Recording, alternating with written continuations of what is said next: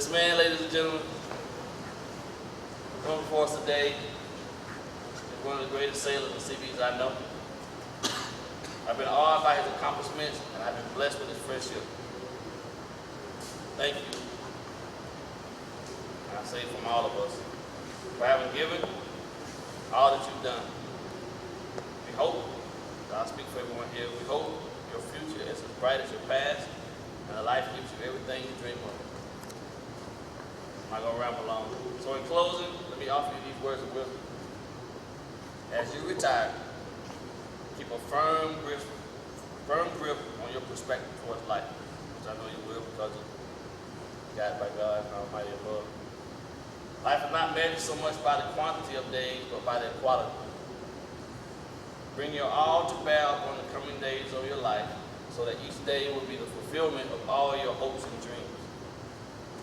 Fill your days with beautiful memories and joyful moments. Share them with your family.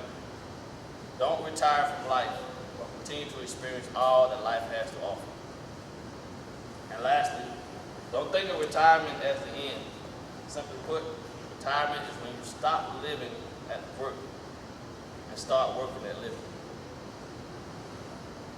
Again, I want to wish you abundance of good luck, and I know that God will continue to bless you and this beautiful family of yours well into the future.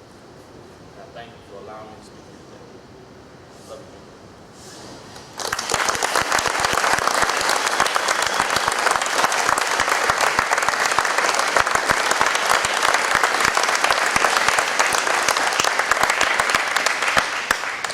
Hey, thank you, Kevin.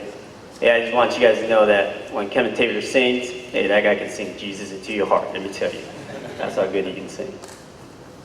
Now, Commander Cook will present an award for meritorious achievement. Military personnel, attention to award.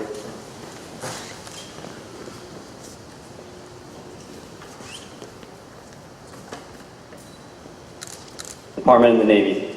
This is certified that the Secretary of the Navy has awarded the Navy Marine Corps Commendation Medal, Gold Star in Lieu, Second Award to Chief Construction Mechanic, Seabee Combat Warfare, Air Warfare, Ronald E. Shockley, United States Navy, for meritorious service while serving as Advanced Construction Mechanic, School Director and Gas and Navy Unique Phase Chief Petty Officer and Naval Construction Training Center, Fort Hueneme, California, from October 2012 to January 2015. Chief Shockley superbly led a team of 12 Navy and Air Force instructors in the delivery of 6,700 hours of technical instructions to 700 students. He also instrumental in leading 11 instructors in the revision of the Inter-Service Mechanic Apprentice course. His efforts significantly enhanced the operational readiness across the fleet. Chief Shockley's superior performance and inspiring devotion to duty, accumulated 24 years of dedicated service reflect great credit upon him and were in keeping with the highest tradition of the United States Naval Service. Given on this day, 14th November 2014, signed K.A.L. Brown, Captain, United States Navy, Commanding Officer.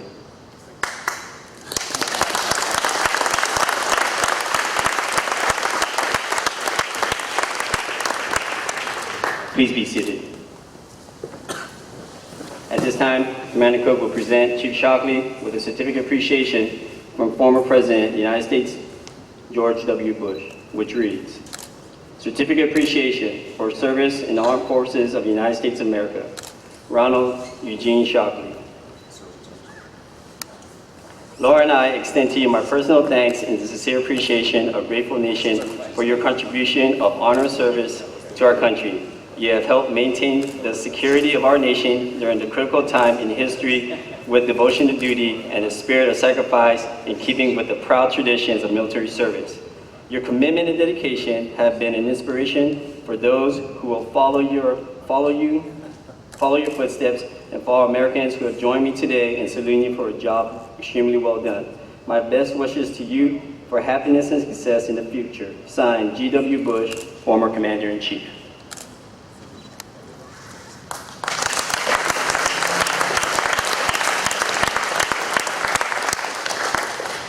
Commander Cook will now present Chief Shockley's wife, Carol, with a certificate of appreciation.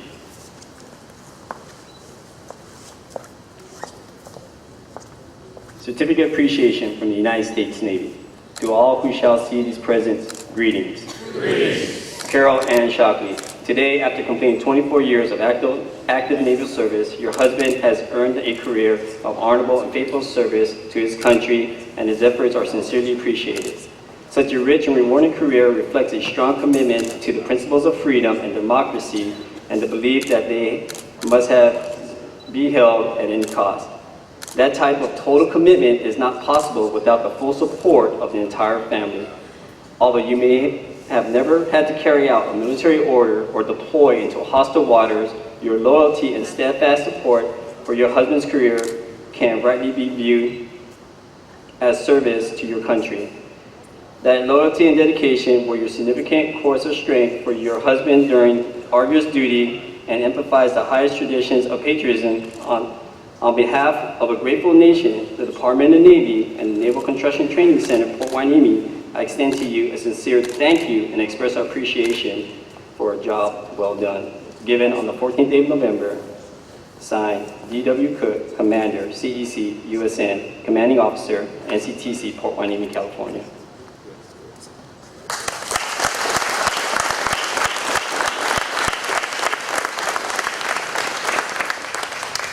Commander Cook will now present Chief Shockley's children, Rachel, Taylor, Jacob, Zach, and Cody, with certificate of appreciation.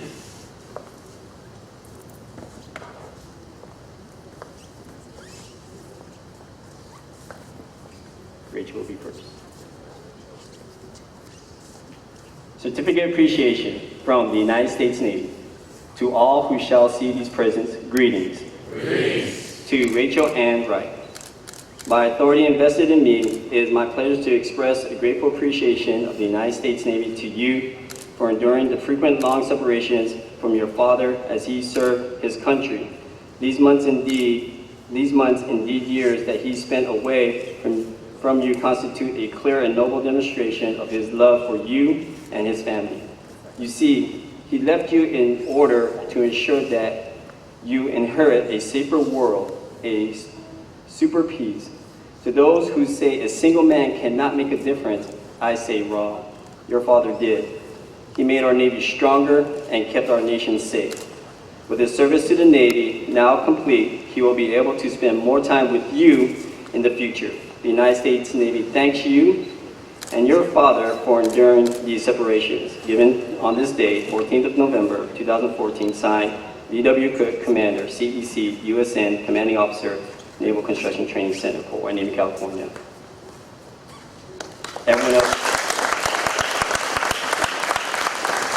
Taylor, Jacob, Zach, and Cody all received the same appreciation. Hoorah.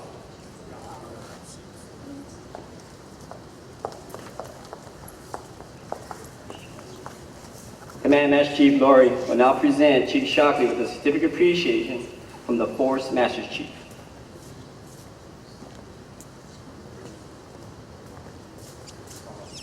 Force Master Chief Petty Officer of the Seabee. Dear Chief Shockley, on occasion of your retirement, I would like to take this opportunity to express my sincere and heartfelt appreciation for your 24 years of naval service, sacrifice, and dedication to guard our countries and freedom. We are thankful that you have continued our proud naval traditions and have been a driving force behind the finest Navy ever. Your naval assignments have taken you to many locations throughout the world, and your fulfillment of those assignments is commendable. Your initiative with the Navy's Construction Training Center, Fort Hueneme, and your leadership throughout your career will affect sailors and Seabees far into the future, and you can rest assured we will continue them. You can be justly proud of your career. On behalf of all your fellow sailors and Seabees, we wish you and your family all the very best in the future endeavors, and may you continue to have fair winds and following seas, and a fine Seabee day. Signed, CER Levesque, Force Master Chief.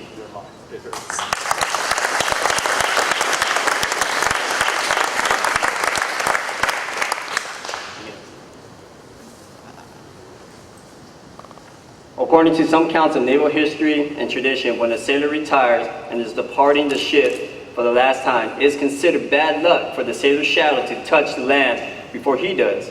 Thus, the sailor's shipmate will construct a sturdy box, handcrafted of the finest materials in which to display mementos of the sailor's accomplishments, thereby symbolically creating a shadow of the sailor. The box safely contains the sailor's shadow until he is safely ashore, at which the box can be given to the sailor in a presentation ceremony. At this time, retired Master Chief Dave Rich and myself, craftsman of this thoughtful gift, will present Chief Shockley with his retirement shadow box.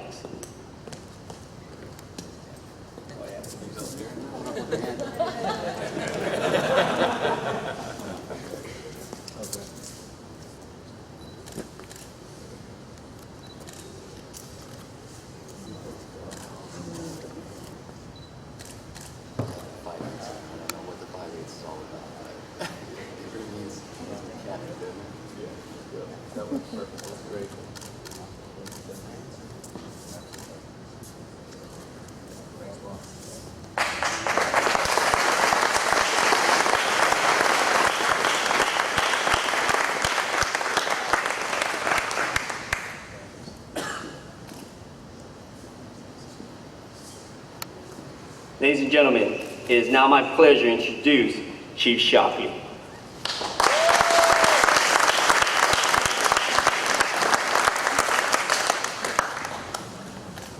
It's time.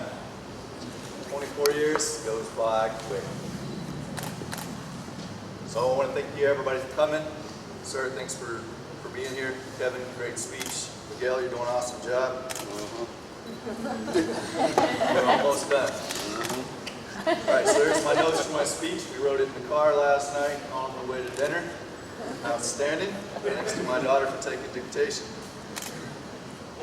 So 24 years goes by fast. We're going to talk about three quick things. Talk about the memories, talk about the sacrifices, and the lessons learned. The memories. How do you put 24 years of memories into such a short time? And I will keep it short. Toastmasters. 7 to 10 minutes, that's it. That's all you get. Turn the red light on, vote me out if I get any longer than that. So the first memory, EXO kind of hit on it, leaving home. So I was living with my grandparents in Indiana. I decided to join the Navy. They said, we don't have any room for high school dropouts. There was this little thing called a war, and it was the end of the month, and they had some openings, and they gave me a call and said, you can go, but you got to go now. It's December in Great Lakes. It was a little cold, but I got on the bus. So saying goodbyes, I didn't know when I was going to see my grandparents again, or if I would. Getting on the bus, you think that you're a man, you're 20 years old, you're ready to take on the world, you know everything. At least I do. So then that first night in the hotel by yourself, it's kind of lonely. And then that first night when the drill instructor comes in and throws the trash can down the middle of the barracks, you're trying to think, what did I get myself into? So, definitely some impacting memories that you'll never forget.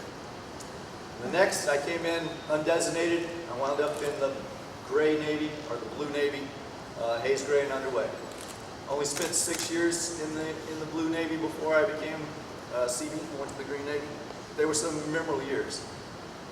Big things were that deployment where we became golden shellbacks, and we got to do that. Fortunately, I was serving a position as the Master at Arms at that time, and I was making sure that there was no other shenanigans going on besides the ceremony. So I didn't really have to go through too much of that. I didn't have to eat the cherry. I didn't have to do any of that stuff. Very fortunate. And then the next memory was, we'll fast forward a long way. So that was the memory in the Blue Navy. The huge memory in the Green Navy was first showing up to NCTC that first time as a second class, being put in charge. We started talking about squads and ranks and platoons. And I had never heard any of those terms in the Navy. So I was kind of wondering, am I still in the Navy? Because we didn't do anything the Navy way. We did everything a different way that I had to learn. And I'm learning as I'm in charge. And that was rough. And then the first deployment, I show up NMCB-4. We're in Puerto Rico and I'm a shop supervisor. I never turned a wrench a day in my life. Now I'm in charge of these guys, making sure they get maintenance done. So that's where I learned communication skills. Two key people I learned to go to was Ramirez and Sanchez. Ramirez was an outstanding mechanic if I could keep him in the shop, but he was always down the hall flirting with somebody. And Sanchez was an outstanding mechanic if I could keep him out of trouble, because he was down the hall fighting with somebody. But anything I needed to know, I would go to those two and ask their advice. And they would tell me, well, Chief, this is how you do this, and Chief, this is how you do that. And then one more thing about Master Chief, we were second classes together in NMC before, and I had never drove a dozer before, and we had to bring the dozer in the shop for Pete. So I asked him to bring it in the shop, and he said, no, jump up there and figure it out. So I did. I jumped up there and figured it out. I didn't hit anything, I didn't knock anything down. It worked out. It's a good thing he pushed, because I wouldn't have done it on my own. So that's a great thing about Master Chief. He's always there to push you to take that next step. And then the memories of Afghanistan. You know, you have all of those impressions. They entrusted me to take the platoon to Afghanistan, to make sure that they were fed, to make sure they had their weapons, to make sure they had everything that they had. And we showed up, and that first time we're flying in to the impact zone, and you get on a helo, a German helo, and you're flying over there. You don't have a clue where you're going. You're flying about 100 feet, maybe 500 feet above the ground. You don't know how far you're going. All you can see is out of the back of the helicopter as you go across the land. And then you land in Diodati, and you jump out, and you know you have everything, and you're crammed in there like sardines, and we performed flawlessly. Everything that we had trained to do, we did. Everybody came home safely. It was an awesome deployment. Two great things is, thanks to the Air Force, we had air-conditioned tents in Afghanistan. And thanks to the Army, we had Wi-Fi internet in the middle of the desert in Afghanistan. Two awesome things. And of course, you already heard about the ice rink that we had for PT. So those are the great memories. Let's talk about the sacrifices. We just finished Veterans Day, and we talk about all the sacrifices that the military member makes. What gets lost in that is the sacrifices that the family makes. The wife and the children and the parents. So first, the sacrifices that the parents make. You know, when you say goodbye on that day that you joined the military, I had no plans of staying in here 24 years. Figured I'd do a couple years, get out and go home, right? No. I can probably count on both hands the times that I've seen them in those 24 years. So again, there's a lot of years, a lot of time. They've gotten older, and you think, how much longer are you going to have them? How many times do you get to go home and see them? So that's a huge sacrifice, not only on our part, but on their part. So it's time to get to know my parents again. My children, we've got 7 children. Wasn't there a lot of the time. Gone most of the time. So they grew up while I wasn't there. I didn't get to go to school, I didn't get to drop them off. Wasn't there for the report cards. Thankfully for some of you, it wasn't there. I was there for the report cards. But remarkably, they have turned out great. Thanks to their mothers, they've done an awesome job. And now to the single parents. You get married to share responsibilities. But soon you realize that when you're married to a military member, they might be your spouse, but you don't own them. Uncle Sam owns them. And they come and go when Uncle tells them to come and go. So really what you are is a single parent. Because we're going to leave a lot of the time. I can remember getting the emails, actually Facebook messages in Afghanistan, because we had internet. You know, that we have a crisis. The car won't start, the water heater's leaking, and what do? Nothing really you can do from that side except for be supportive and hey, call a friend. It's not a whole lot I can do. Or you get the phone call in the middle of the night and you know the kids are acting up. What can you do? It's not a lot. You can talk to them on the phone, but yeah, that distance thing, it's not a lot of discipline you can do over the phone. So thanks to the single parents, they've done a great job raising the kids, and they are the reason that the kids are who they are today. Next, the lessons. I learned quickly when I was on the ship that I needed to set myself apart. 1,500 sailors, a lot of junior troops. I was probably an E3 working in the carpentry shop.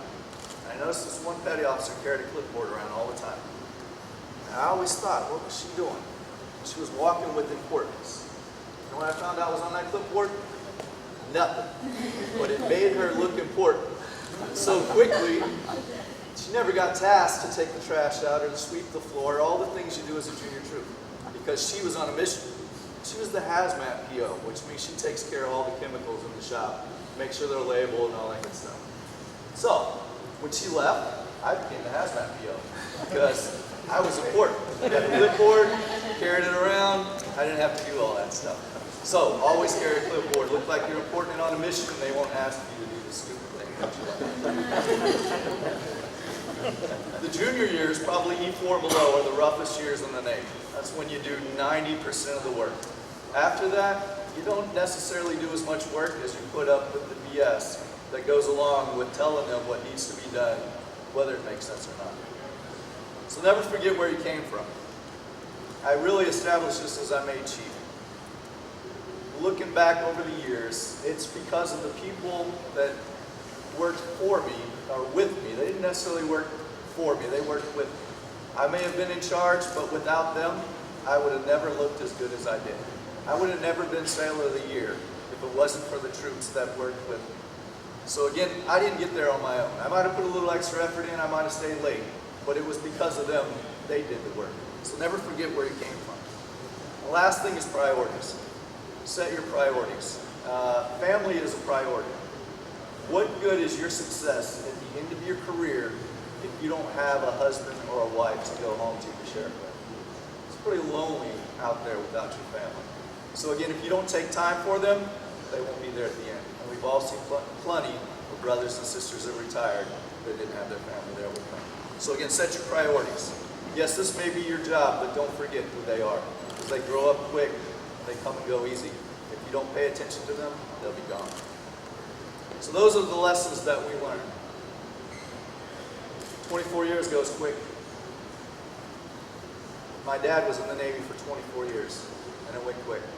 And I said I would never join the Navy because I didn't want the life that he had. But you know what? I followed his footsteps almost to a T.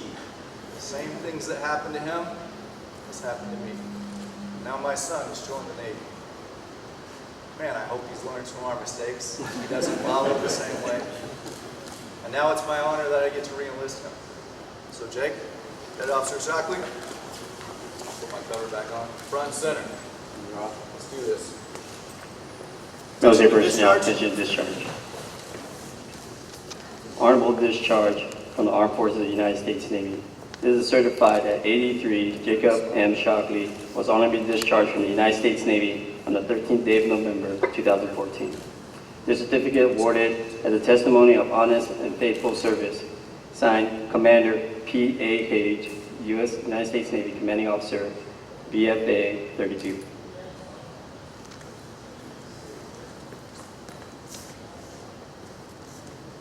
Attention to the oath. I state your name.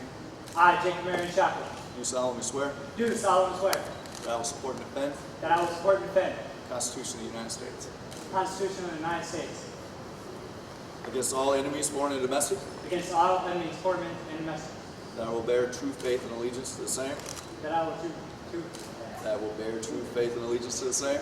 I will bear true faith and say, All right, that's close.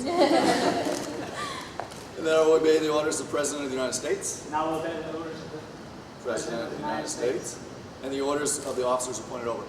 and the officers appointed over, According to Uniform Code of Military Justice, according to the Uniform Code of Military Justice, so help me God. so help me God.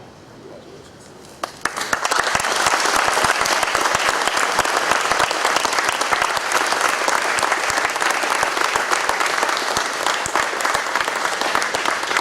Please be seated.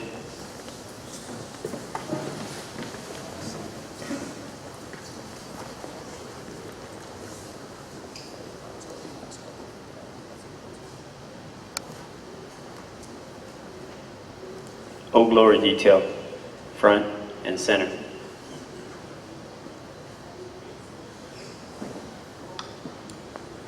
The sailors participating in today's flag presentation is CMCR Zachary Ray, Airman Timothy White, CMCR Monica Wells, Airman First Class Joseph Maytalon, 83 Jacob Shockley.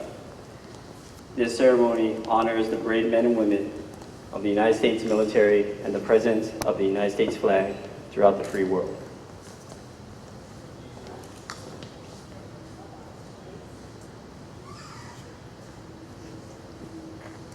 I am the flag of the United States of America.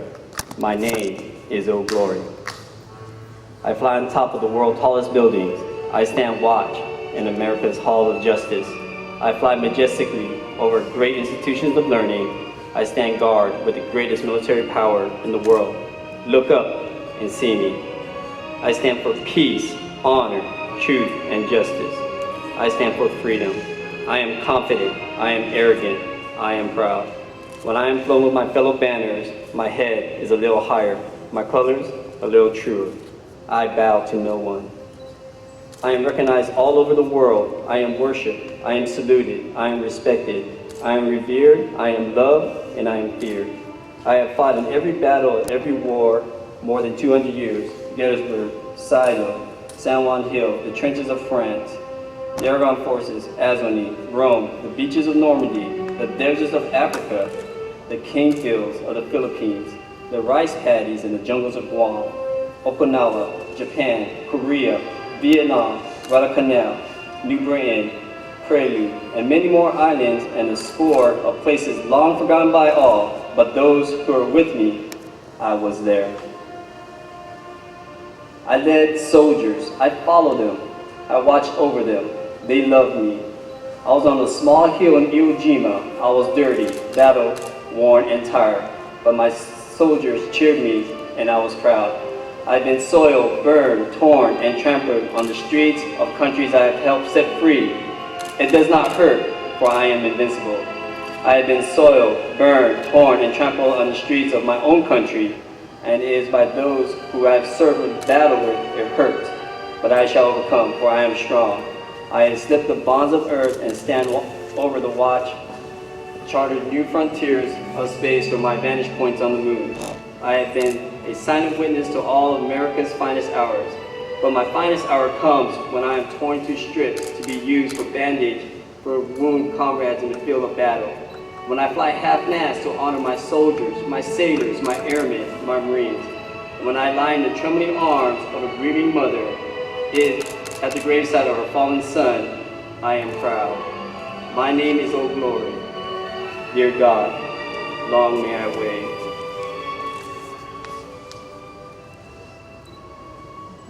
The flag cast today was flown over NCTC this morning.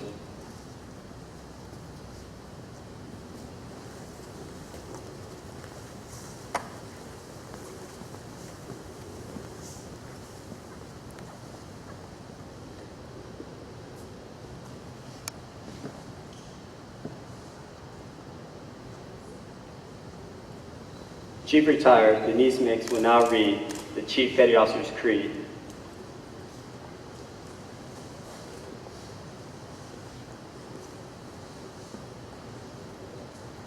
Will all Chiefs Petty Officers please rise?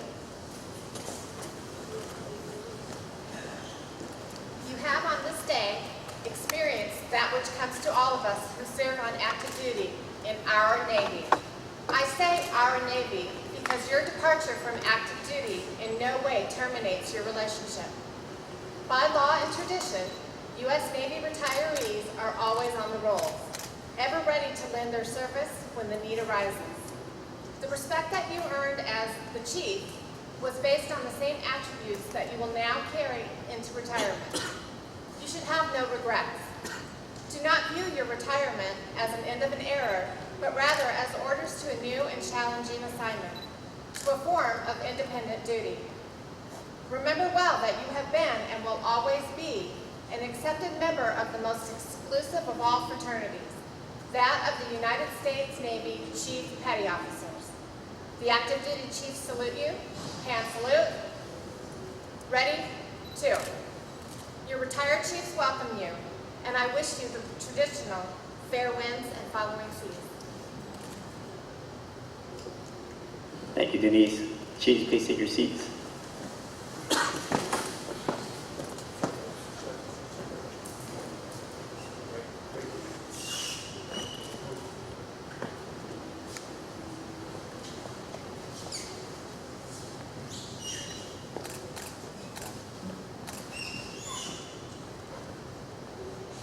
the watch. For 24 years, this sailor has stood the watch. While some of us were here in our bunks at night, this Seabee stood the watch. While some of us were in school learning our trade, this fireman stood the watch. Yes, even before some of us were born into this world, this pattern maker stood the watch. In those years when the storm clouds of war were seen brewing in the horizon of history, this petty officer stood the watch. Many times he would cast an eye ashore and see his family standing there, needing his guidance and help, needing that hand to hold during those hard times. But this chief stood the watch. He stood the watch for 24 years. He stood the watch so that we, our families, and our fellow countrymen could sleep soundly, safely each and every night, knowing that this deck plate leader stood the watch. Today we are here to say, shipmate, the watch stands relieved, relieved by those you have trained, guided, and led.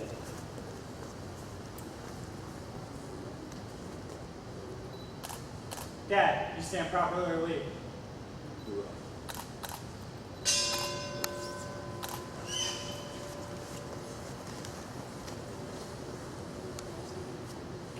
Boatswain, stand by to pipe aside, shipmate going ashore. This order has been passed on to naval vessels from early 1500s through today. French, English, Spanish, yes, every navy in the world has used the boatswain's call and side boys to bring aboard or send ashore ships' company officer, visiting officers, and VIPs. The side boys were used to raise and lower the ship's boarding platform. The boatswain's call was used to keep the side boys together while hauling or laying off the board platform line, and the ship's jolly boat would transport the officer to and from shore. It was not uncommon for the commanding officer of the man of war to weigh anchor, stand tall his boatswains, side boys, and 8 strongbacks to man the oars of the jolly boat. He would then pass the word, all hands on deck. This will be done to send a retiring shipmate ashore for the last time, ashore to his retirement, home, ashore, never to set sail on naval vessel again. But before sending him ashore, the commanding officer would make a fine speech about the ships they sail, the victories they share, the ports they visit, and those storms upon the open sea they have weathered together. He would also pause for a moment to reflect upon and pay respect to those shipmates that they have left behind. When the commanding officer would present the retiree with a fine sword, his name and the date of the retirement engraved in the blade, the fellow officer would present him with a fine brace of pistol or a musket, and the crew would present him with a sea chest bound in fine leather and brass. It would be lined with cedar to protect and preserve the uniform that he had worn with pride for so many years. The retiree would then step to the quarterdeck, salute to the captain, and state, "Request permission to go ashore, sir." The retiree would step to the head of the boarding platform, face the flag, and salute. The side boys would lower away the boarding platform while the boatswains piped the boatswain's call. As the jolly boat would pull away from the side, the retiree was seated in the stern. The ship's gunner would fire a salute from the ship's main battery. A final salute to the sailor, a fellow shipmate going ashore for the last time. In the late 1700s, the U.S. Navy set sail, and it was the U.S. Navy who became the first Navy in the world to render retirement and honors to enlisted men.